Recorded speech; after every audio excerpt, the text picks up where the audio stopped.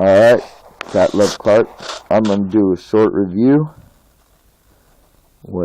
about Has Time Been Lost? And this is regarding God's Sabbath day, and that Yahweh, or Yahweh, however you want to call him,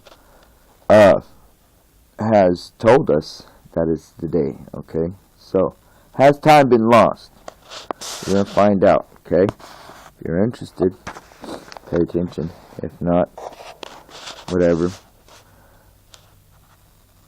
We may ask the question, how can we be sure that our Saturday, our seventh day of the week, is really the same seventh day of the week set aside by God? With the passage of time, how can we be sure of the correct days of the week? Some wonder about the calendar change in the 16th century when a revision of the Julian calendar, which had been the official Roman calendar since about 45 BC, caused 10 days to be eliminated. The Julian calendar had accumulated an error of 10 days in a little over 15 centuries, and the months were gradually rotating out of their seasonal alignments. In October 1582, Pope Gregory sought to solve the problem by making a slight change in the leap year sequence and dropping 10 days from the calendar. Yes, this change had no connection with the weekly cycle. It simply meant that Thursday, October 4th of that year was followed by Friday, October 13th. The English-speaking countries did not adopt the new Gregorian calendar until September 1752, by which time they had to drop 11 days. Russia did not adopt the revised calendar until the 20th century. Excuse me. The weekly cycle was never disrupted in any of these countries. Others who postulate that Joshua's long day changed the weekly cycle reveal that they do not even understand what a day is. A day is the period from sunset to sunset, Leviticus 23:32, Genesis 1.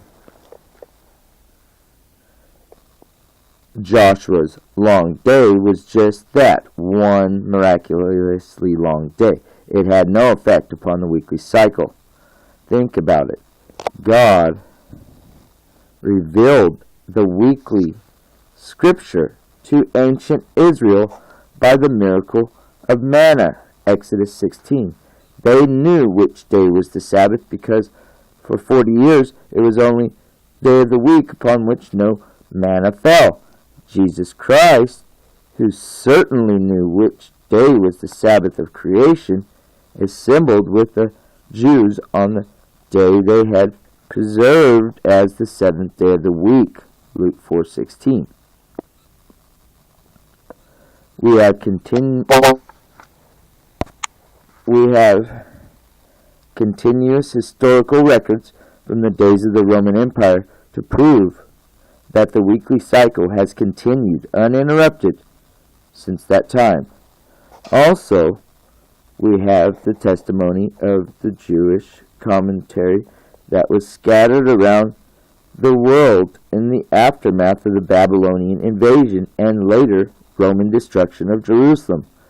Many of those commentaries had no contact with one another for centuries, yet when they regained contact in the 19th and 20th centuries, they were all observing the same day as the seventh day of the week.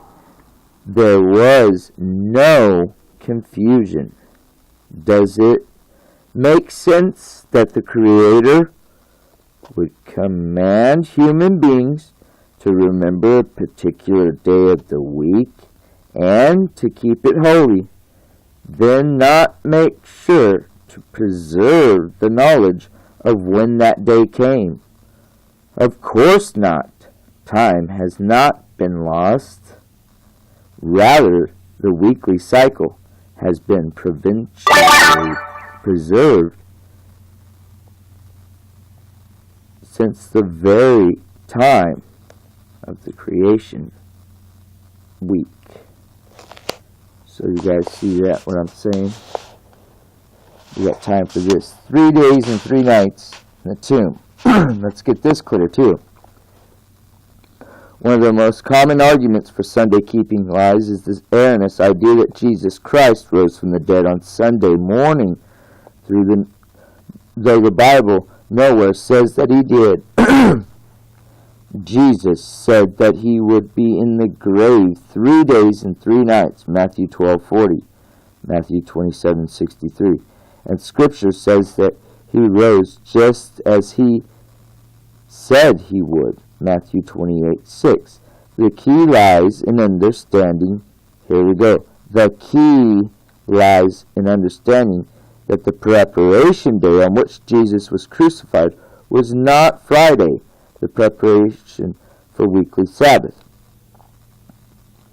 Rather, it was preparation for a high day, one of the annual Sabbaths that God had given Israel,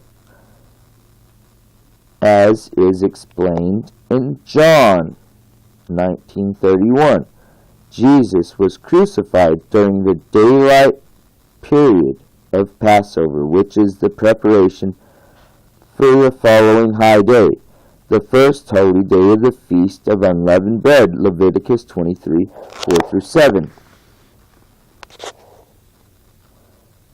In the year of the crucifixion, 31 AD, the Passover came on Wednesday. Jesus was buried just prior to sunset before the holy days began, Luke 23:53-54, and was in the tomb from Wednesday sunset to Saturday sunset, 3 days and 3 nights, just as he had foretold. The fact that there were 2 Sabbaths, an annual high day on Thursday and the weekly Sabbath on Saturday, that week lets us understand the time frame mentioned in Mark 16:1 and Luke 23:56. Mark tells us that the women brought and prepared spices after the high day Sabbath was passed, while Luke explains that they rested on the weekly Sabbath after they had readied the spices.